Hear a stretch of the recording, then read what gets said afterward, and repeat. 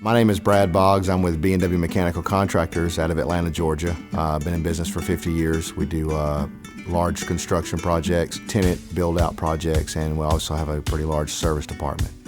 Here at B&W, we measure our success with our customers based on their needs being met and their systems being operational.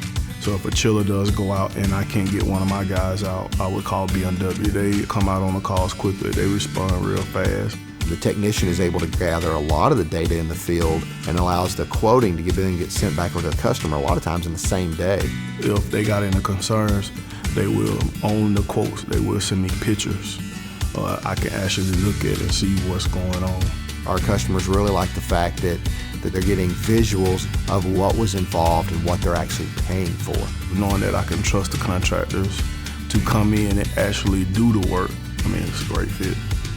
We're not a break-fix type company. We're definitely always looking for ways to improve our customers' operations. That gives us the opportunity to create relationships that last for decades, where we can be a trusted partner, operating things more efficiently, maintaining things properly, and then replacing them when necessary.